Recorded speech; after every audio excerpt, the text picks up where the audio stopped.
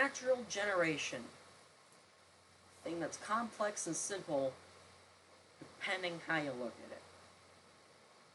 Now, I've been improving this for about 4 months at this point. Started off from just being the grass, and then to dirt and stone, to the dispersion, then caves, then I added water, and then I added trees and then ores.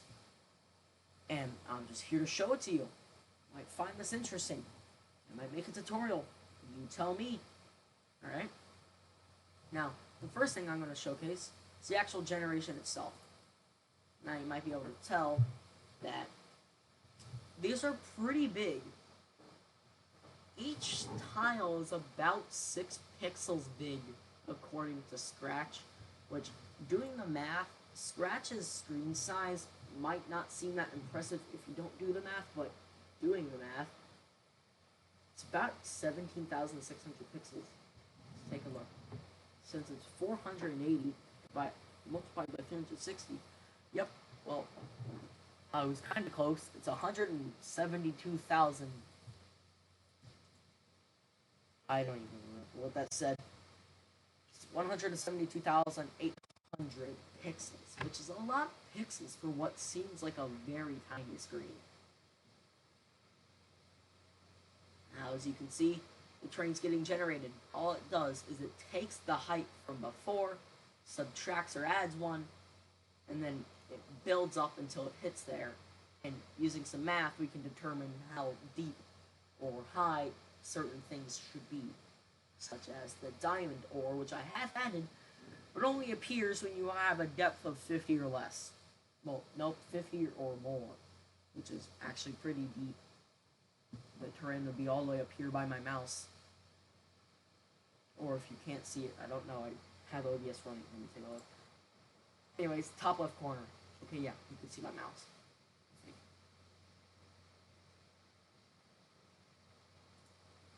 Nah, you couldn't. So yeah, top left corner. Maybe a few pixels down. But once everything's done, it literally grows the caves and the ores so that we get the randomized veins and stuff. You might take a look, that's more or less like a drop cave, and then it drops off down right here. Now, up next, we're just gonna press 1. Yeah, triple click, copy, exit that out, go to your Word document, paste, and the few things we're going to want to get rid of are the equal sign, the plus, and length 1. We're also going to want to get rid of all of the spaces before, and then we're going to want to do Control A.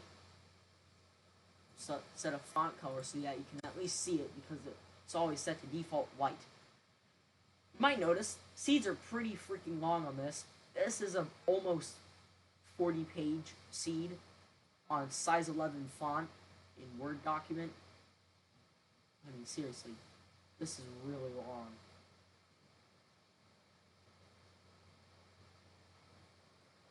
And now, all you need to do is, triple click this so it selects everything, copy this, and now, let's make a fake situation, okay?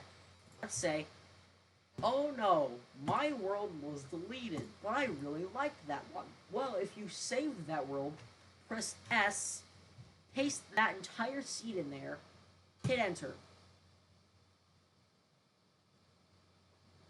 And now the entire world regenerates instantly.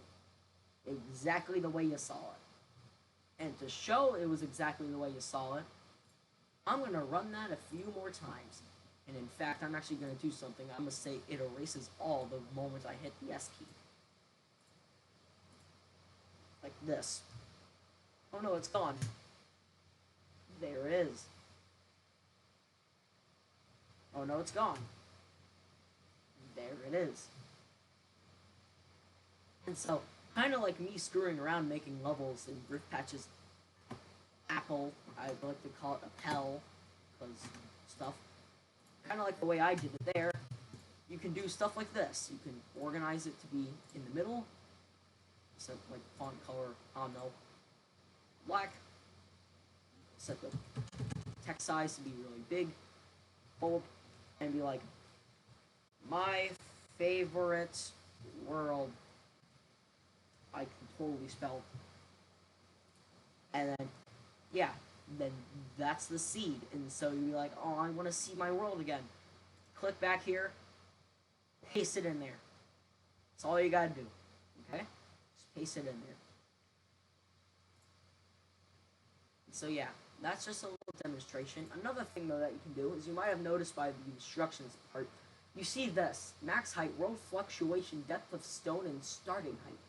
Which, by the way, this isn't actually the default. As you can see, if I press the 2 key, this shows up. Now if I press R, it actually resets the stats, which is actually 30 and 20 for Optus 1 and 4. Now, you might notice the length of this is 4, and there are 4 options here in the instructions, which means, oh wait, yeah, this means the same. So I can set the max height to be, I don't know, unlimited. It works. I could set the starting height to be unlimited, but I just hope you have a beef computer because this thing's going to take a year and a half to generate then. The depth of the stone is practically saying how deep does this have to go down. If you take a look, it's 15. If I set this to something crazy like 30, then I'd say honestly I should replace this with dirt. It's like, whoops. One. Set that to a null value. Whoops. 4. We can set item 3, you know, let's say 40. This is crazy amounts of dirt, like this. I wasn't joking when I said it. And look how much dirt there is. Now you can practically see it way easier if I set the starting height to be something like, I don't know, 60. Set the max height to, what, it's already at 999, right? Yep. See something? Since it was at 60, well, I forgot. It can't really stay on screen that easily, just to let you know. But I mean, that's a lot of dirt. If it can go down to here, there's some issues. That's all I have to say. And if you just want to go back to the base stats, just press R and it resets everything. Depth of stone. Wait, I just explained that. World fluctuation. Now that might not really sound like anything crazy, but kind of is when you actually start messing with it. So let's change this to 2. You're immediately going to see a difference. Get ready.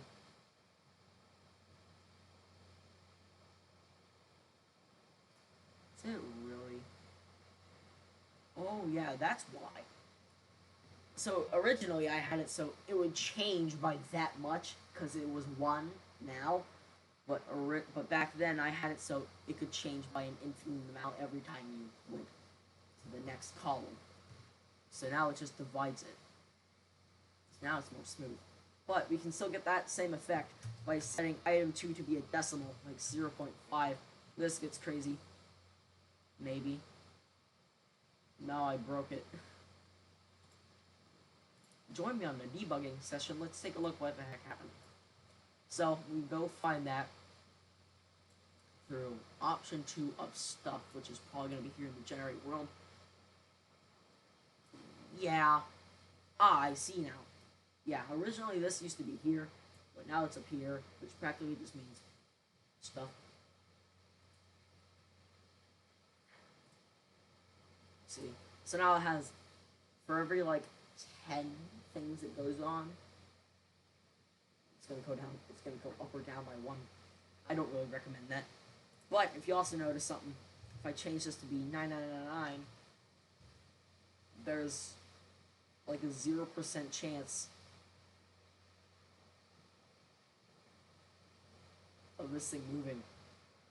But you also might notice that even if I set this to 1, so it's going to change once everything, you might notice it's not. That's just the way Scratch handles integer values. -1 to 1. It doesn't exclude 0.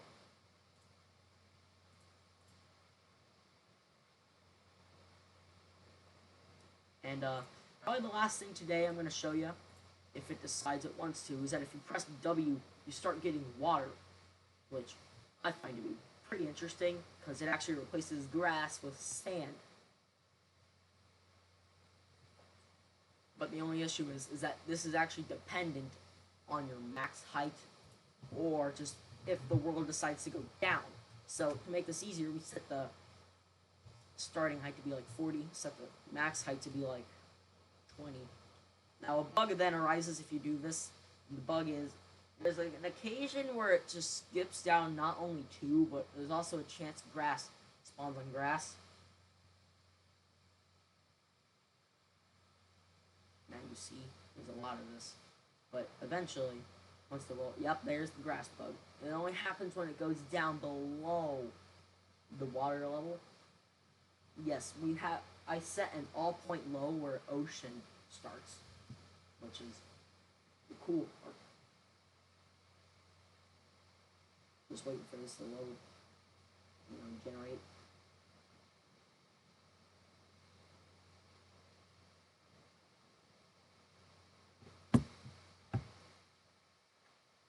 Now I'd say the only thing is that with this, the water height,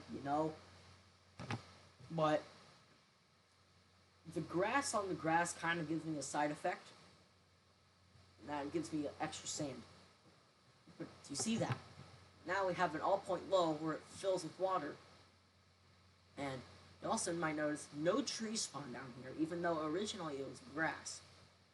Now, at the moment, I do not have it set to follow water, like, the seed. It doesn't really do that at the moment. I will eventually, and you might be able to figure out what day it happens, because I have a little update thing that runs in the background. So if you ever are on a version that I'm not on, you get this message. Yeah. Expect that to happen a lot. Okay. It does not turn back off until you refresh your page.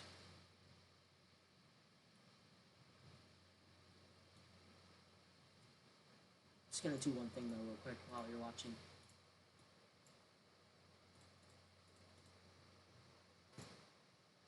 Alrighty.